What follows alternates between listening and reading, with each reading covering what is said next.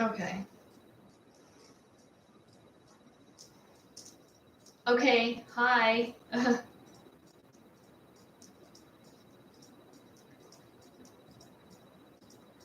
Let me know if anybody can hear me, see me. Um, I just got the external webcam hooked up. So I'm here now.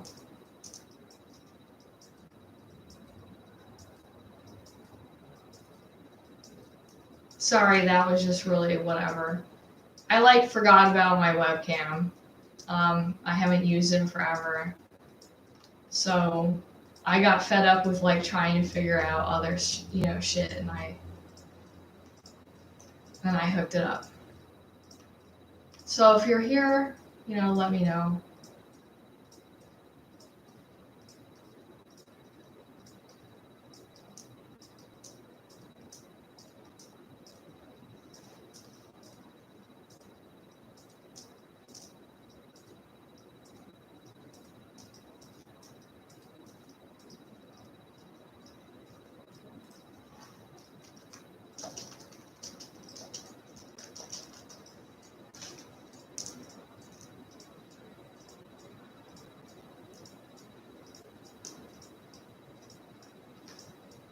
I had a list of ideas from earlier, but I didn't really care that much. Hi, is anybody there? Hey, at least I got it figured out. Even though I don't think maybe I'll be able to talk one full hour, but it depends if anybody gets on. I think I lost some people from linking it. Sorry. Um,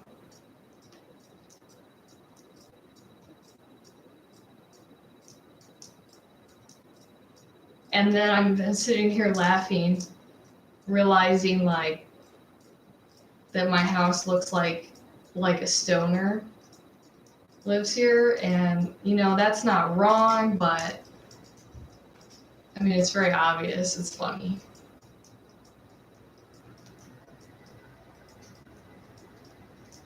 But yeah, I'm gonna sit here and drink coffee and whatever. So join in the chat if you want.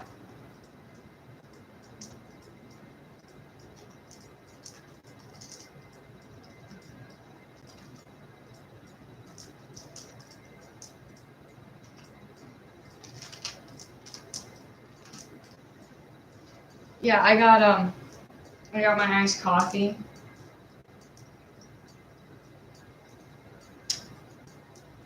Even though it wasn't too bad of a day, I still was doing a whole bunch of different chores and things like that. So sometimes I like an iced coffee at the end of the day. Oh, set that down. Oh, Mike's World. Hey, what's going on? Thanks for stopping by. We'll name some topics. You can be really random, and if I don't know what anything about the subject, I'll just say pass, and we'll go from there. Oh, um, I would probably say, oh, hi everybody. So welcome. Thank you for coming. My best astral projection is probably the way that I view my etheric body on a pretty normal basis. That it does look like I used to in my last life, but it's hard to explain, so I will try my best. It's like another personality or reality that's always in the periphery of my consciousness, and sometimes when I get emotional or a little bit off guard, um, that will really project itself seem real to me. I'll see more of my body as outside of myself. And that will create that whole separation of those things. So, it just can get really intense like that. For just it looks like me, but it's a little bit different. As far as psychic experiences and stuff, it doesn't feel like an astral travel or a traveling in my body so much. Usually it's more like just instantaneous intuitive information. So but if I do reading for somebody, I can tune into what they look like emotionally on the astral plane. Draglar, oh my gosh, this guy is so cool. So I don't know, about a year ago I was staying up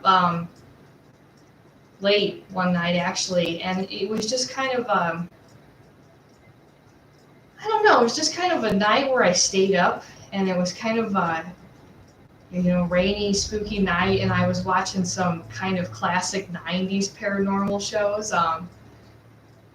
Oh yeah, Paranormal State and whatever. Even though I hate the the way they shit all over the left-hand path in that kind of a show. It's still the 90s nostalgia, but he contacted me and was like, oh, you're so cool. And we've done a lot of, I talked to him and I said, hey, your stuff is so atmospheric. It's so creepy. It really, his art is amazing. He goes to cemeteries, but he creates these brilliant musical pieces. And I've done some sigil drawing, and he'll make the music.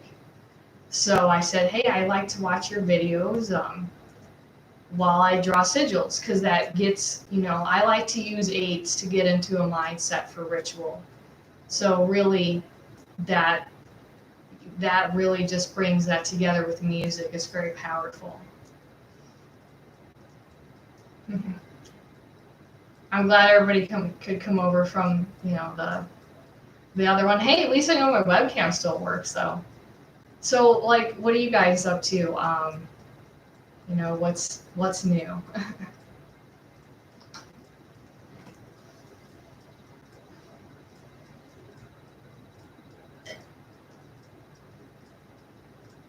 I got my iced coffee.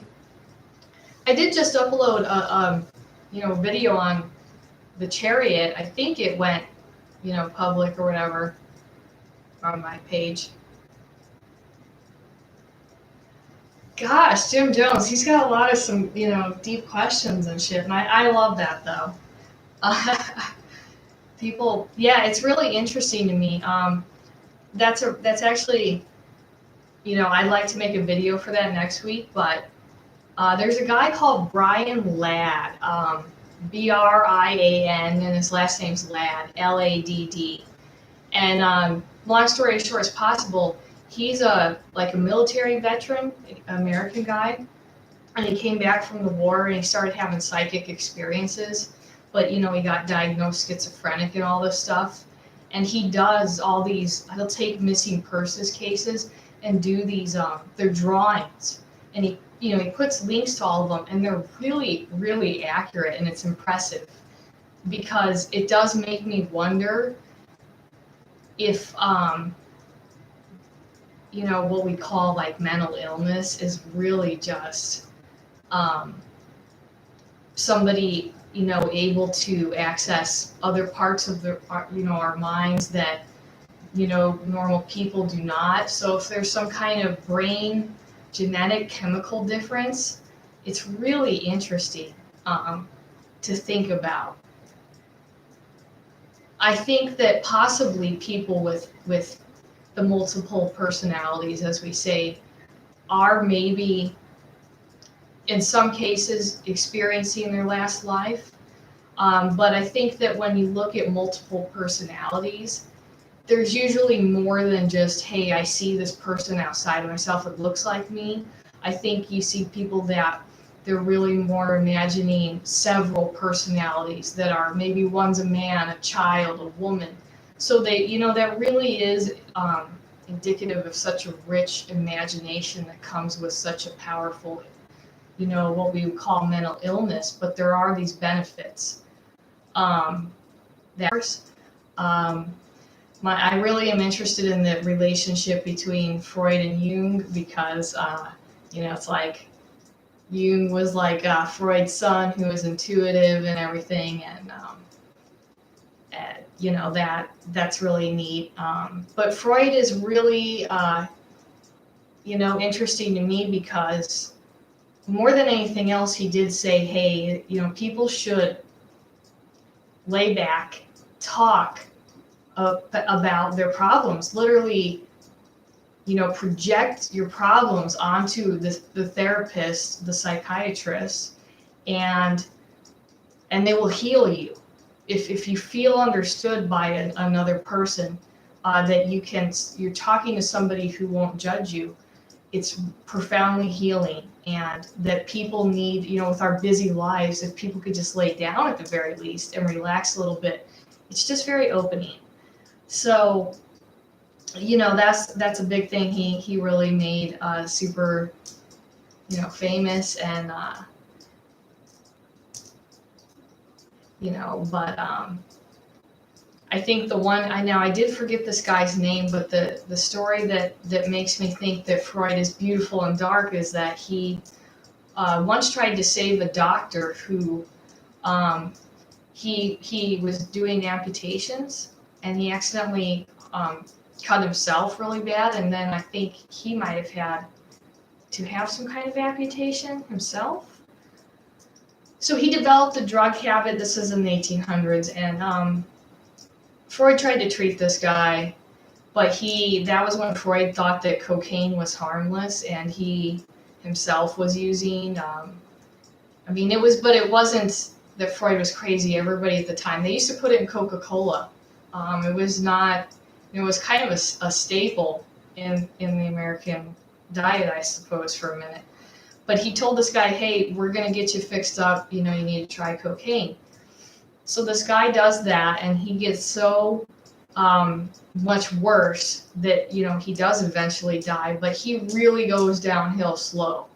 And, you know, I mean, that has to be, you wonder what that did privately, you know, to Freud, I think.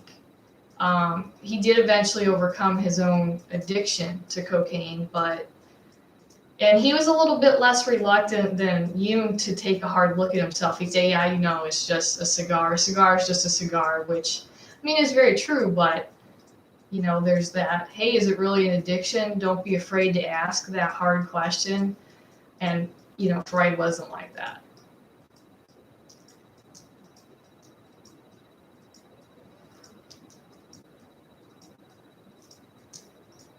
You know, do you know about the other personalities? Well, these are a lot of fun questions. Yeah, I would say that whether it's, you know, maybe I'm imagining split personalities, and I call them dead people. I call it, you know, gods. But really I'm just, you know, crazy. Then it does, I mean, that would make perfect sense, that it would just be that I'm experiencing my own energy this way. And, you know, on one hand, I mean, think about, you know, having, I mean, you know, relationship with gods or demons and things like this. This is very much imagined in your own mind, but you know, the power of imagination and to be able to maybe live that way would be a true honor. If I'm truly crazy, that would be, I'm hoping, what it looks like to see some of the benefits of that, if that's what that is. But the thing that makes me think that maybe I'm not crazy is that I can function in reality. I mean, I go to school, I get good grades, you know, I adhere to responsibilities and sobriety and stuff. So I definitely, you know, in public functioning life, I can, you know, distinguish what's real and what's not. So that's kind of what they say with crazy people, is that they can't really distinguish, the functioning of this point in time and then another point in time. So, maybe I'm not crazy. What's this? Oh man, I don't even want to go there, because he's the guy with all the sexual theories, right? I mean, yeah, since he's the one who was like, hey, we're all fucked up in the head because we all have some kind of, I wouldn't say it's just sexual, but when you're related to people, there's this kind of feeling and knowing, because you're connected through blood, that I think that in romantic sexual relationships, it manifests as love. But love is also like this love of life around people who are your family.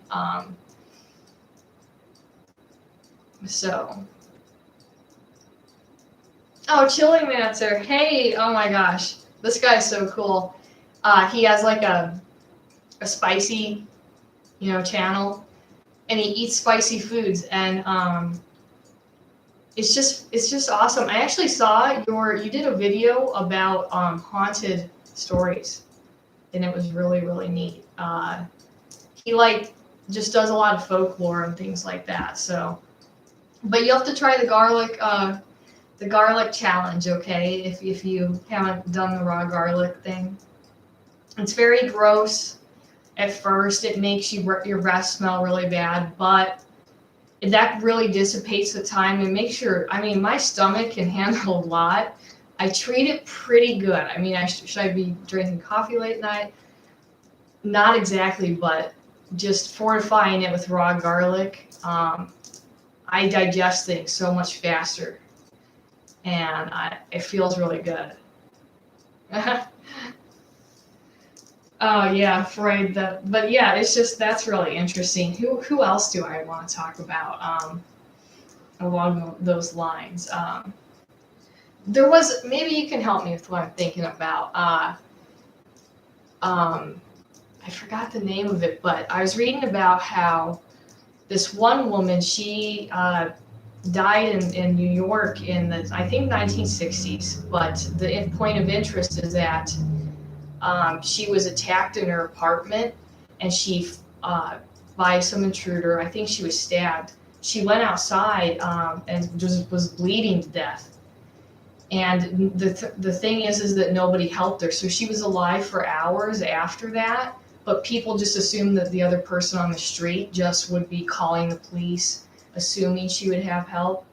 But really, there wasn't, and she could have been saved if one person would have stopped to check her pulse, check on her. But yeah, I forgot the name of the woman. And then it was a real interest in psychology about, the behavior mentality of crowds, how it kind of diminishes personal responsibility. If there's 10 people, you could kind of pass it off like, hey, it doesn't matter, it wasn't me. But if there's only 2 people in the room and somebody took something, well, it doesn't leave a whole lot of guessing. So there's just this individual mentality that's a little bit more engaged. But the bigger the crowd, the less the individual action. So it's really interesting.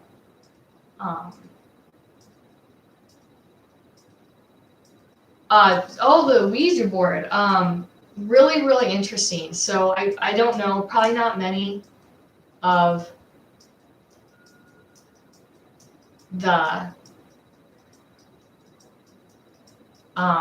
many of my old subscribers, maybe saw a couple years ago. I have the Ouija Queen from World War II, and it's actually original.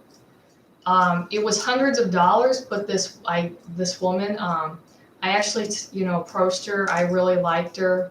She could just tell that she was like, you need this, and so I'm going to give it to you at a huge discount. And so it's a real board, and it was also the first gift I got myself after I found out about my biological grandfather and his whole story, and he was an army sergeant in World War II. Okay, but he was a paratrooper, and I'm still dealing with integrating all that, but he was a spiritualist, and to kind of, that was just this connection, hey, World War II and everything like that. And I did try it with a small group of people, and what we kept getting actually was my own name, and I love you, and things like this. And I hope, I don't think there's only 2 other people. I don't think they're moving it, but I will bring the board out again, and maybe I'll even just try to do it here by myself, even though probably nothing would happen. But I do use those, occasionally. It's not a big thing I do very often, though, for sure. It has to be with the right group of people, the right atmosphere. And I do recommend shadow work and things like that. You don't want to invite astral parasites in and things like that. So I, say hello and goodbye, do the grounding afterwards and things like that. I'm just reading you guys' comments. You know what? I would probably reincarnate on Earth. I say that, it's interesting that I don't remember before my past life, at least, any type of individuality. So I wonder if maybe, I like to think in my own, fantasy mind, maybe I'm a part of a bloodline of secret magi's or a genie that chose to be, human. And I think that's a lot of fun to think about. But the point is, I wanted to be here, even though their life sucks really bad sometimes. And, it really does. Just the craving to be real, to that existed before we did here on the physical plane.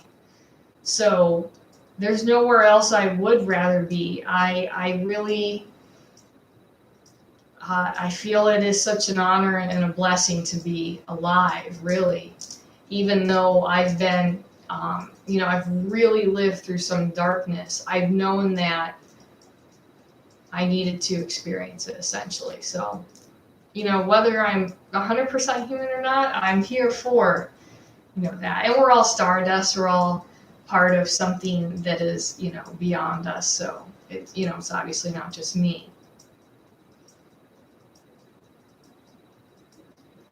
Hi, everybody. Okay, The Shining. So we got some Stephen King.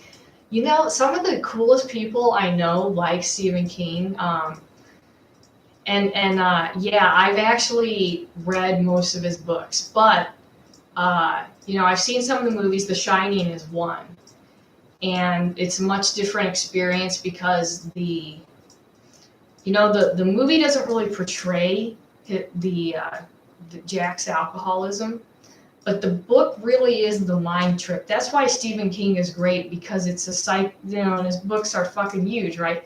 It's a psychological slow burner into exactly what that is. Don't just say, like, the movie's like, okay, he's a drunk.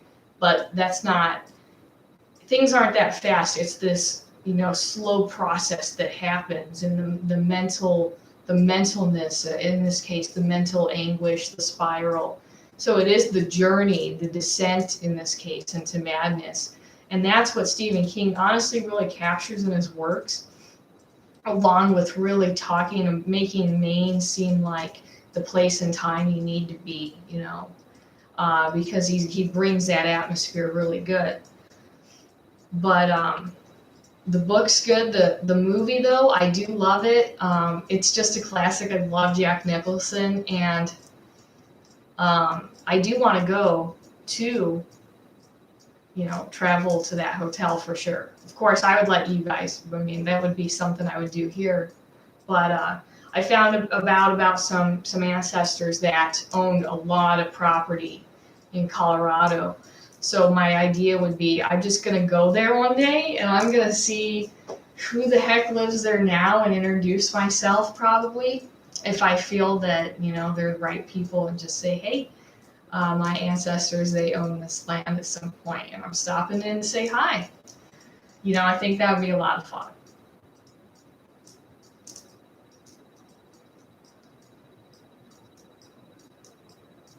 Oh, is the Japanese Ouija board, is that like an online app thing? Or is that, what is it?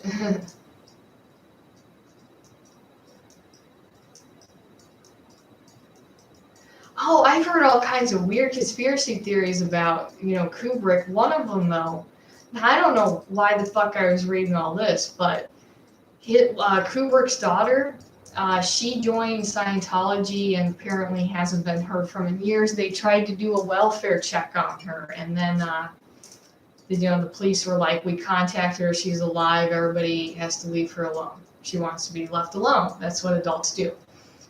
So, that's, Scientology is a whole nother speech, but.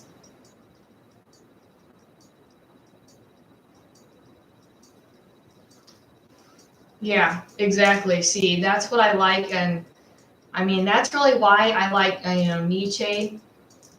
Oh, Faust. Oh God, that atmosphere, the poetry. There's nothing beats reading a book because it just is that mental trip that really, a movie is not. You don't have to think when you watch TV, you just start drifting off when you do other things, but it's really, um, when you're reading a book, you're investing your attention in it. You have to look down, you have to think. So I think it just is a great way to get your, keep your mind sharp in a way. Oh, space Odyssey.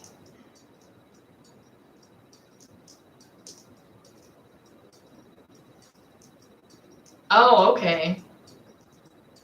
Oh man, I don't even know. So like, I don't know what other. Oh yeah, what did I read recently? The trilogy about from Stephen King, where it's like one of them's called Mr. Mercedes, but it's a trilogy. Really, that's a good one. But I forgot the two other names of the book. Hard to say what my favorite is. I did like Under the Dome, the book. It's really good. The show wasn't very good. I think I might have seen a few episodes of that, but um, so. Anyway, yeah, let me know what you guys want to talk about whenever I am. Oh, here we go. This is how I spend, well, sometimes. When I get my alone time. But I had a productive day. With, non-occult stuff. I have to tell you guys some cool shit, though. Recently, I've had several people email me, and they've said, hey, what is the name of the religion you're gonna start? And I'm just like, why is everyone, even right now, when I was logging on to YouTube here, my best friend, we did philosophy together in college, but in person. She's a real cool lady. And her husband was like, I want to link to your channel because I'd like to check it out. And everybody's saying they want to follow me, or what religion am I starting? And it's making me laugh a lot because I think in my own mind, I'm like, oh, I'm some kind of, I'm going to be somebody like that. And I'm not sure what to call it, but the name will come to me. Maybe somebody will suggest something cool. Yeah, I really do like philosophy, though. Speaking of philosophy, so yeah, my friend, it's cool to be friends with somebody over 10 years. really, really a neat feeling. And we're trying to make arrangements to see each other in person. I probably haven't seen her in 10 years. Uh, I love turning people like her onto ideas that that maybe really help people think, and everybody else helps me think. Um, I really value everybody's perspectives, really.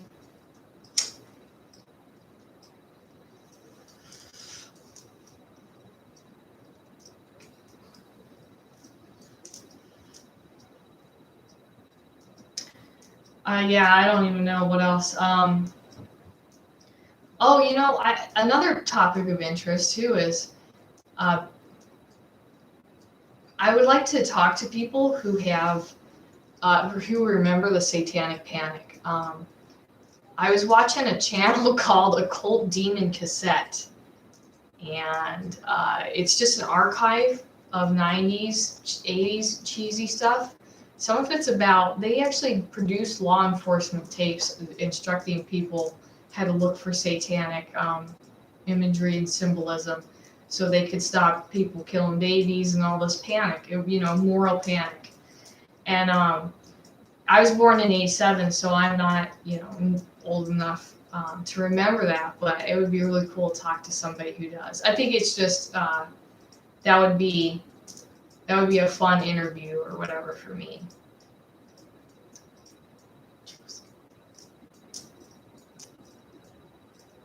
That's a really weird thing to think about. The Hermit just makes me think, of course.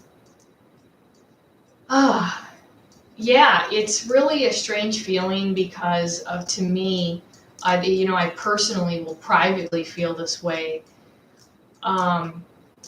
I'm just like, you know what? I chose to be. I orchestrated being in this bloodline. So what that means is that I drag, my father, some of my relatives, not just blood relatives, but other people into existence because of my own selfish desire to continue. I think the bargain is essentially to continue to remember who I am, since most people experience death as oblivion, but not me. So I do think that, I wonder, hey, that sounds really selfish, but at the same time,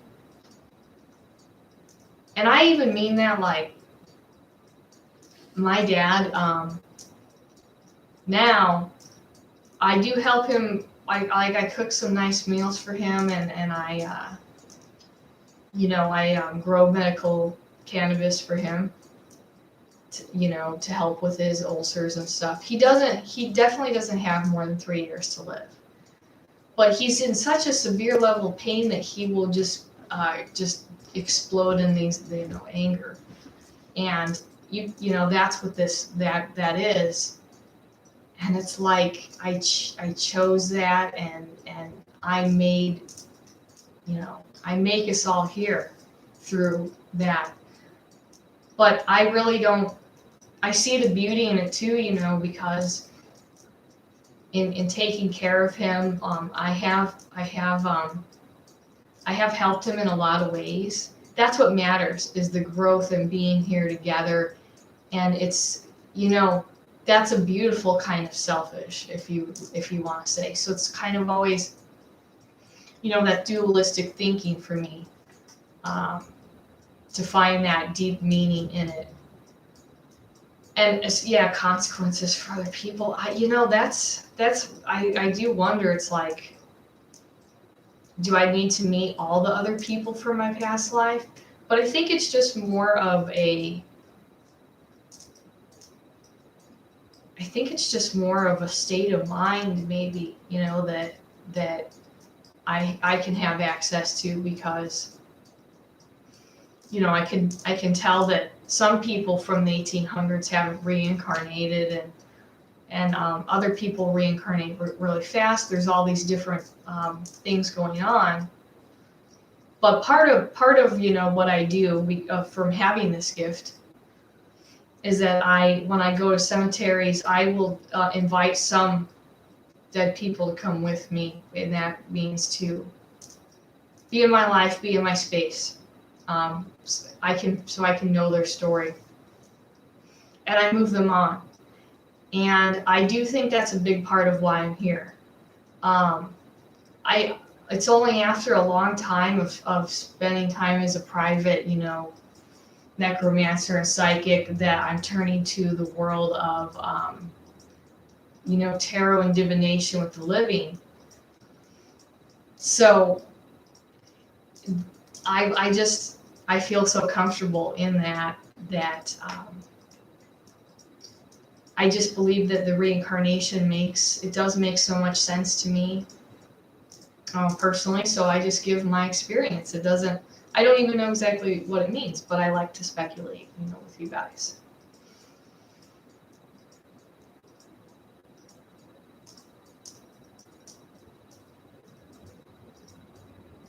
Yeah, see. And it's hard to say, about. Yeah, it changes everything, like to really think about reincarnation. There's a part of reincarnation, the theory, that still will never make complete sense to me, just because that it would just alter the course of, I think, past, present, future so much that it really doesn't pass a test on what's real and what's not.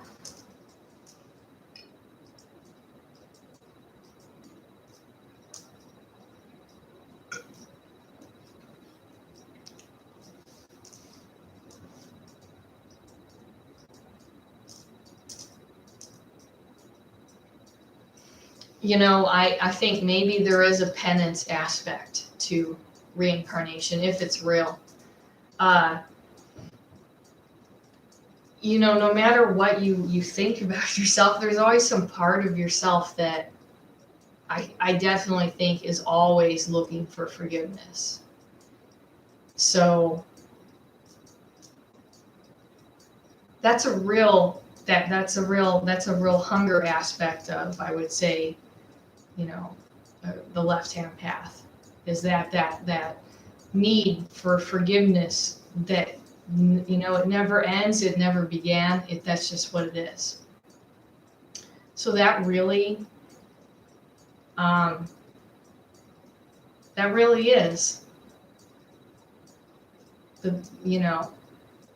I think what part of that is happening is a penance kind of a deal. And I think that we always have this idea that you can't have fun having penance. Let's say you were a bad person in your former life or in your life now, whatever, then penance just requires you to heal and bond with your fellow man. So that's the real gold, is I would say the real romantic aspect to reincarnation is, what if you could go from being somebody who's just evil, that didn't look inside of himself, to, over a course of a couple lifetimes or several lifetimes, you just have this evolving person who sees compassion, puts others before himself, because that's his need to grow up. And that's the real romantic draw. I have heard the theory about it's a way for the soul to survive. So one of the beliefs I've seen is that ancestors will fight over a pregnant woman's fetus the identity. So it's like the identity is being formed, and what is it going to become? And you know, that whoever wins this spiritual fight will gain control of the next body. Um, it's interesting because there would have to be individual ego to exist before reincarnation, and it would have to do with that need for the soul to survive. And I also think it would explain why ghosts and demons attach to living people, because they just need a body. Ghosts, okay, here's something that I'll tell you straight up too. Ghosts and demons, they will attach to a living person every time. If they have an opportunity or a way, they'll drain your computer batteries, people's cell phones, they mess with electronics, but then they do all those things like they throw objects, the voices, the footsteps. They need more energy to continue doing that, and then they do like running water a lot. But if they can find a living person to attach to, that is like, going from McDonald's to some good food. And that's just how they are. So it's very important to protect yourself spiritually, because there's all kinds of astral feeders just looking for a person to attach to.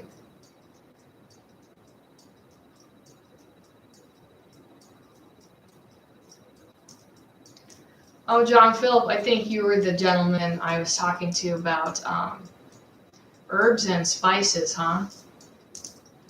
Used in conjunction. As actually, I was trying to look more into hellebore, because President Marvis, his associated plant is hellebore. From my understanding, it is fatally poisonous, if taken in these decently large amounts, but it was said to cure insanity by the ancient Greeks. So maybe a small use of this medicine could kind of act like an antidepressant or an antipsychotic, but a higher dose of it results in death. I mean, really interesting. President Marvis's plant is hellebore. Yeah, you asked about clubs.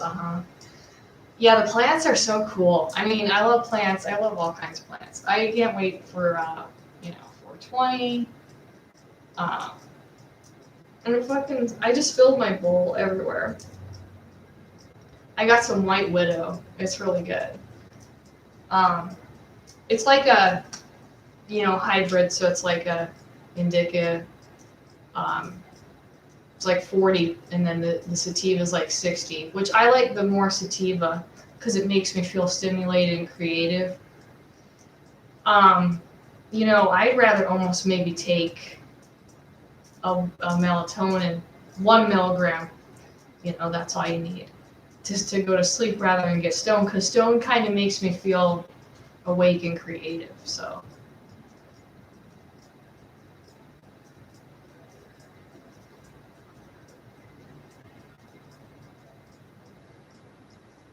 Yeah, one has the look or the attitude. Yeah, exactly. Oh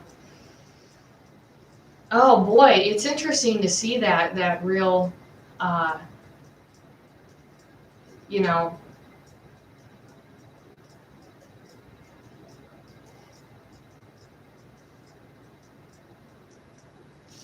fighting where this kind of ties in for a story where my sister, when she told me about my biological grandfather, she looks different than me, even though we're full sisters. She looks like him, like my blonde grandfather. But he had these really prominent, huge ears. I actually have big ears, you know, but that would be the only feature I would say that resembles him. And she even said to me like, hey, if it wasn't me, it was just you, we would never know by looking at you, because I look so much more like my dad than anything else. I do have a lot in common with him, more so than I thought. Now my mom's family is now I know that her father was, basically a psychic spiritualist. It's really crazy that now I know there's two bloodlines like that crossed, and that I mean, I didn't see him coming in my reincarnation theory, because I had a pretty normal upbringing. My parents are even still married. Just, I did have a 90s suburban life in a way. I mean, my life did not stay that way. But to know that, the person I thought was my grandfather is really just, I mean, he is my step-grandfather, and he's very important to me. That doesn't change anything. And plus his own grandkids, they don't even know him. They don't know like what food he liked, or what he liked to read, anything about him, because he lived closer to me. So it's up to me to carry on his legacy as well. It doesn't make me feel any different about him.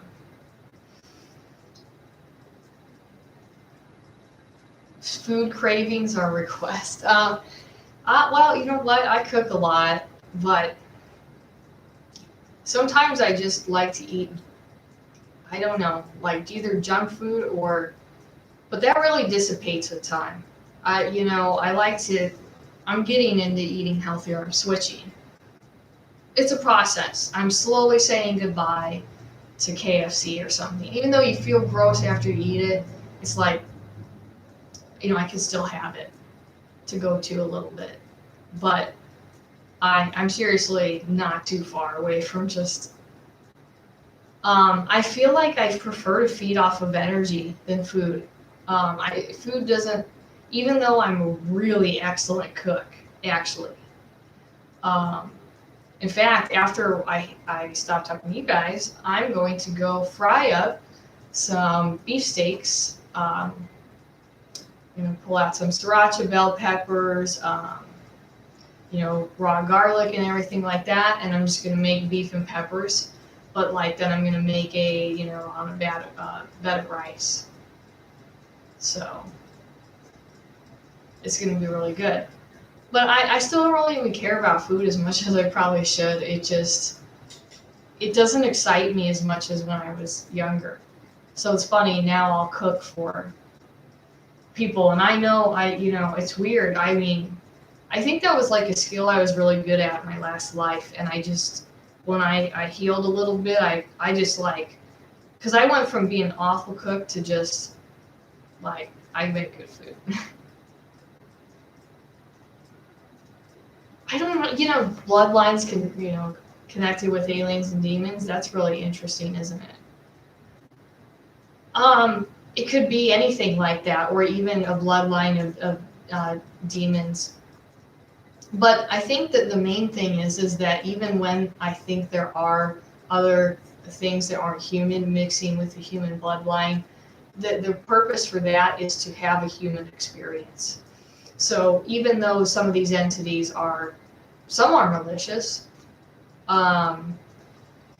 they're here for the human experience, because they're attracted to us really, really badly, They're also suffering from their own karma, a need to be reborn and things like that.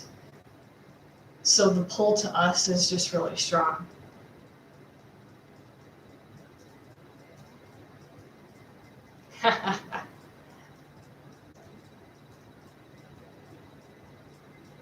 Oh, I don't think I've heard of Fritz, whoever we're talking about. So you can go ahead and tell me what's the main idea. I'll probably have to go in 10 minutes. But now I know that I'm just going to be able to jump on my webcam and do whatever. So that's nice. 70s vibe. I mean, yeah, I'm probably like a hippie, but um, I could dress up goth, and you would never think that. I mean, I do some days. It depends. I'll dress up like whatever. But for whatever reason, when I was in college, I did kind of live a hippie life for a little bit. And I did really, but part of that was really dressing up. I had bell bottoms. I was listening to the Doors. I was like expand your mind with my theories, kind of, I'm like Slater off of Dazed and Confused, I guess, back then. And I'm not so much just prominently that. I've more focused it on, becoming a professional um, tarot reader and psychic, but that vibe is definitely still there. I'm really enamored with hippie culture, and goth culture is really cool to me, Victorian stuff.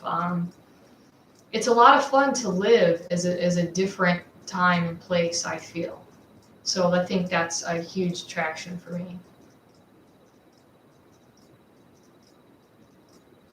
Oh, that's cool. Yeah.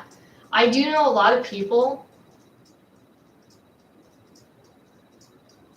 Oh, yeah, I'll fix it next time.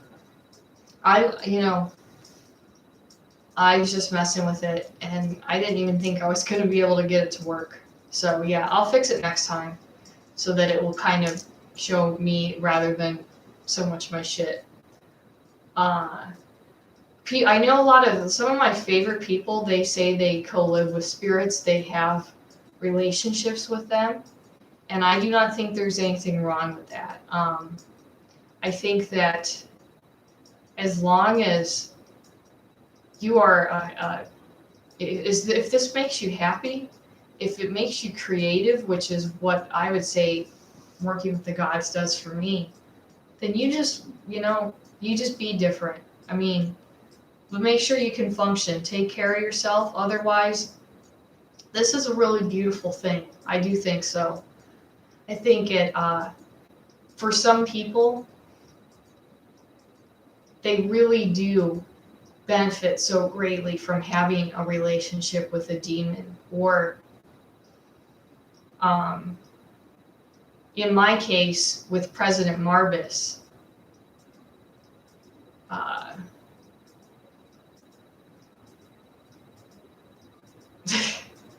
oh, I know. I would say I channel that energy to the point of feeling like it's another personality. Viewing reincarnation as feeling like it's that way. So I really understand. I do think I have a good, rapport with people who want to view life that way because I understand it through a sensory way. So, I get it. This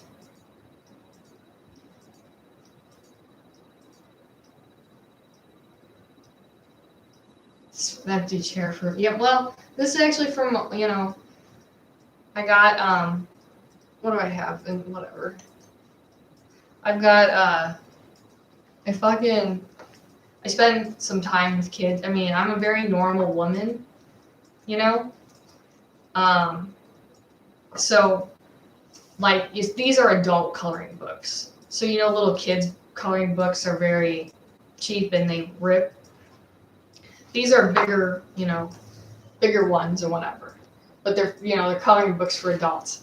And sometimes it makes me feel really calm to just use my hands and color like that.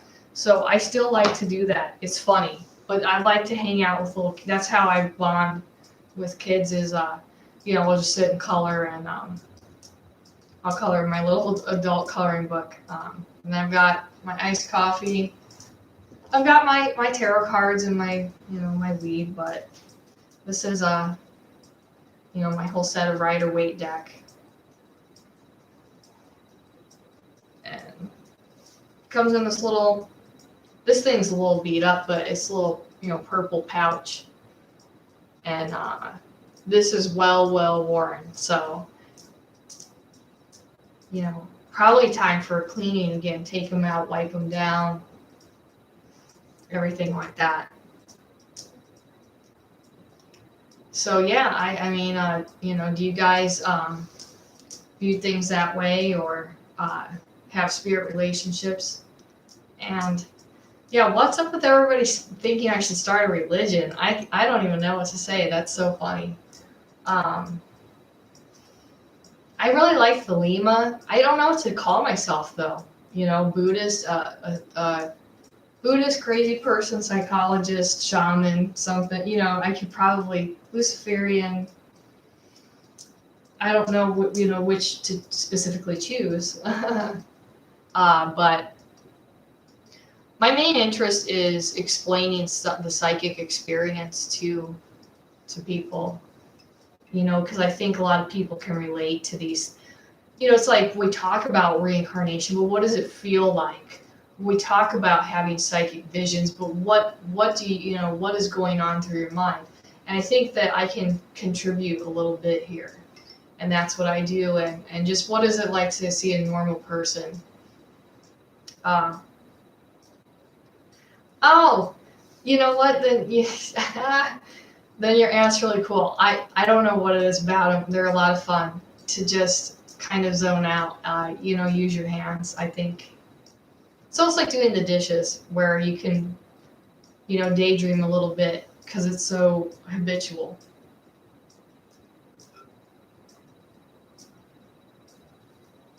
Yeah, I don't like to label things. It's funny. Tarot made me realize that I don't like to label things as much as let my mind think. I used to do the reversed interpretation of cards, but I really just like to think of it as a reminder or a warning. It depends, on the situation and person, right? But, I don't necessarily think the reversed applies unless I'm looking at the other cards. So I'm like, I don't want to label it reversed or upright, but rather take the whole card in this depth. I just did a video today on the Chariot. Temple of Marvis, huh? That's really neat. Oh my God, that reminded me. I've got to ask. I think will be my last one for the night question here. Have you guys seen the Hereditary movie? It makes me mad. Okay, they don't even call Paimon King Paimon, and anybody who works with the Goetia at all knows that he likes to be called King Paimon. At the very least, I mean, assuming that you've read a little bit and you're not just complete noob and whatever. The movie just infuriated me, and they just it's just another depiction of a demon who fucks people's lives up, and that's just the whole fucking point. And it's that's not how I know demons. So, Temple of Marvis sounds cool. I'll think about it. Yeah, adult coloring books. That's so cool. There's enough for you. Oh, a coven would be neat. God, I know, right? Well, and speaking of a coven stuff, I've actually been doing a really cool project where in the fall I'm going to go to a huge cemetery, and I'm making a list of 20 famous people buried there for different reasons. One's the first, African American doctor in the state, because this is the cemetery I'm going to go to. The other is famous country singers, and I'm just going to talk about their contributions to history, and we'll show their graves. So I'm actually going to go, but it's too hot to be wandering a cemetery with 20 specific graves in mind. But that's what I'm going to bring in the fall at the very least. I'm going to stay long enough to do maybe some ritual or whatever, Temple of Marvis. I mean, doesn't it sound cool? I don't know. Never thought that I would be feeling this way. It's a lot of fun, but I'll stay on whatever two more minutes. I'm kicking myself off. So anybody have any last Question. Sorry about the camera. I was, messing with the software, and I was like half hour late. That's why I was gonna do the live stream from the hour to hours, but now it's on half hour. It's ending because I was just messing with it, and I just, I'm obviously alone, which is why I'm doing this. So I couldn't even, really tell what it looks like. A manatee. Well, gosh, yeah, I guess dream interpretation is very general, but yeah, I have. It depends on the context too. If you normally dream of normal dreams, like you're doing normal, daily stuff, except it's just a dream, right? You go grocery shopping, but it's just a dream. Then all of a sudden you have a dream where like clowns are chasing you. There's usually some kind of catalyst, like a personal stress that's, being projected into the dreams, I would say. And that really makes the difference in the interpretation too, because it's hard to tell something's a perception, dream, projection. But, and other things to look for are just like, hey, did somebody change medicine? Did they change the routine? Those things will mess with your brain. Let's say you go to bed or, and you stay up all night, and then you don't get enough sleep. It does really mess with your memory and your mind. You know the consequences. Huh.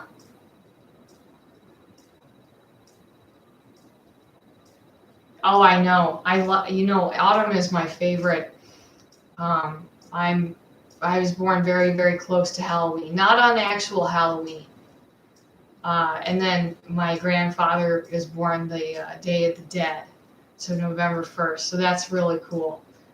Just that's been part of my healing, is to just kind of have a little slice of cake or something out for him on his birthday. Our I should say, I think of it now as our birthday, because I'm trying to keep the pieces of him that were useful, and he had some psychic abilities. So I just feel like a real connection, like I'm carrying this on. And now I know who that last part of me is, that definite answer in my search. And I never thought that would happen to me. And then he was also adopted. So it's like, there's so many questions about my own personal identity. It keeps me up at night. It really does. I will find answers someday, because I'll dig, and I've already dug into other family members. I just need to know who they were, and I need to know. And I guess that's just how deep my feelings are. Yeah, I do like to go to the old forgotten graves. I'll say this: if I see something fallen over, or I like to take bird seeds to the cemetery. Some graves have bird feeders on them, and then you can replace the seeds. I like that. And if something's obviously fallen over, I replace it upright, and I go for a visit, like I'm visiting friends. That's the way I treat it. I think that it should be treated that way. I go with respect. That's why I think that I am so blessed in part, is because, respect is number one with me. And that's what matters. But I do want to thank everybody who came to the live stream tonight. I am gonna go. I'm gonna go get on some cooking here. But I really had a fun time with you guys. I really did. I actually had a list of topics or something, but we didn't go through them, and it's fine. So, but maybe once a week I'd like to jump on and do these. Yeah, I now I'll have to set an exact day and stuff, and maybe do it more regular basis. But we'll set up the webcam better, so it's not just like my chair that holds my pot next to me or whatever. Maybe some candlelight. We'll figure it out. But thank you guys so much for coming, and I really enjoyed the conversation tonight. You guys take care.